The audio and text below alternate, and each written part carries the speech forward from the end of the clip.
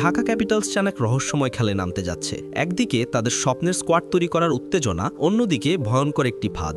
আর সেই ফাঁদের নাম সাব্বির রহমান, যাকে যে কোনো মূল্যে দলে নিতে চায় ঢাকা, আর সেটা জানে বাকি সব দলও। তাই শুরু হবে দাম বাড়ানোর ভয়ঙ্কর মানসিক খেলা। ভুল সিদ্ধান্তের একমাত্র ফল বি ক্যাটাগরির সব প্লেয়ার হাতছাড়া আর পুরো পরিকল্পনা ভেস্তে যাওয়া। ঢাকা কি বুঝতে পারবে এই ফাঁদ, নাকি সাব্বিরের পেছনে ছুটতেই পুরো অকশনটাই শেষ করে ফেলবে? পুরো গল্পটা জানলে আপনি চমকে যাবেন। ঢাকা ক্যাপিটালসের ম্যানেজমেন্ট থেকে যা জানা গেছে, তারা এই মৌসুমের অকশনে একটি নির্দিষ্ট দিকেই নজর দিচ্ছে এবং তাদের প্রথম, সবচেয়ে বড়, সবচেয়ে গুরুত্বপূর্ণ টার্গেট সাব্বির রহমান। হ্যাঁ, সাব্বিরকে তারা টার্গেট করেই বসে আছে। দল যেভাবেই গঠন হোক, সাব্বিরকে দলে নেওয়া যেন তাদের মাস্ট মুভ। কিন্তু এখানেই ঢাকার জন্য অপেক্ষা করছে সবচেয়ে বড় বিপদ, কারণ সবাই জানে ঢাকা সাব্বিরকে চায় যে কোনো মূল্যে, আর এটাই হয়ে উঠতে পারে তাদের সবচেয়ে বড় ফাঁদ। এরপর আসে ঢাকার category a target.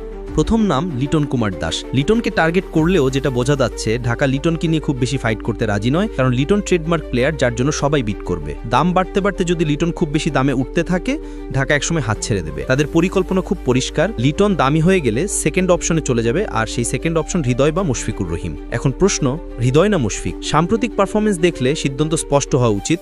Hridoy of ফর্মেও বিপিএলে ৩০০-র বেশি রান করে দেখিয়েছে, বিপরীতে মুশফিকুর রহিম করেছেন মাত্র ১৮২ রান। তাই লিটনকে হাতছাড়া করলে ঢাকার উচিত হবে প্রথমে হৃদয়ের দিকে দৌড়ানো।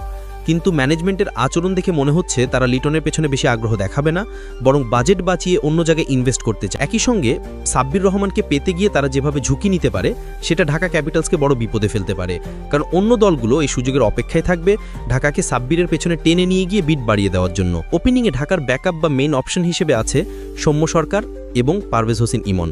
একজনকে না পেলে অন্যজনকে নেবে, এটাই তাদের পরিকল্পনা। নাসির হোসেনও ঢাকার মাস্ট গেট লিস্টে আছে। সাব্বিরের পর নাসিরই হলো তাদের সবচেয়ে বড় চাওয়া। স্পিনে প্রথম পছন্দ আলিস আল ইসলাম।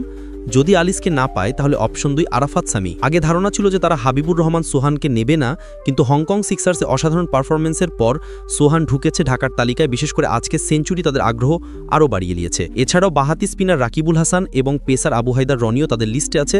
এরপর ঢাকার বড় টার্গেট শরীফুল ইসলাম অথবা মোহাম্মদ সাইফুদ্দিন। এই দুইজনের একজনকে তারা যে কোনোভাবেই স্কোয়াডে চাইবে, কারণ বাহাতি পেসারের ঘাটতি তারা খুব অনুভব করছে। একই সঙ্গে তারা আরও 2 জন প্লেয়ার নেওয়ার চেষ্টা করবে, কিন্তু তাদের সবচেয়ে বড় সমস্যা একটাই, সাব্বির রহমান। সাব্বির যদি সি ক্যাটাগরিতেও থাকে, তবু তাকে নিতে গিয়ে তারা এত বাজেট খরচ করতে পারে যে এ এবং বি ক্যাটাগরির গুরুত্বপূর্ণ প্লেয়ারদের হাতছাড়া হয়ে যেতে পারে, কারণ প্রতিটি দল জানে ঢাকা সাব্বিরকে দরকার যে কোনো মূল্যে। অন্য দলগুলো সাব্বিরের দাম বাড়ানোর জন্য ঢাকাকে ফাঁদে ফেলবে, যেমন আইপিএলে দিল্লির পন্থকে পেতে সুপার জায়ান্ট যেভাবে দাম বাড়িয়েছিল এবং দিল্লি প্রতিটি বিডে দাম আরও বাড়িয়েছিল, ঠিক তেমনই হবে এখানেও। ঢাকা যদি এই ফাঁদে পড়ে, তাহলে তারা বুঝে ওঠার আগেই গুরুত্বপূর্ণ প্লেয়াররা বিক্রি হয়ে যাবে। তারা টার্গেটে আছে, তাদের অর্ধেকই আর পাওয়া যাবে না। তাই ঢাকার পরিকল্পনা খুব সতর্কতার সাথে সাজানো উচিত। সবশেষে বলবো, ঢাকার মেন্টার গেট হওয়া উচিত লিটন দাস, কারণ ইনফর্ম একজন ব্যাটার, দুর্দান্ত অধিনায়ক এবং প্রমাণিত পারফরমার, সব দিক থেকেই লিটন এখনও সবচেয়ে বড় সেফ চয়েস। কিন্তু যদি তারা সাব্বিরের পেছনে অতিরিক্ত বাজেট খরচ করে বসে, তাহলে পুরো দল গঠনের স্ট্র্যাটেজি নেস্তে যেতে পারে।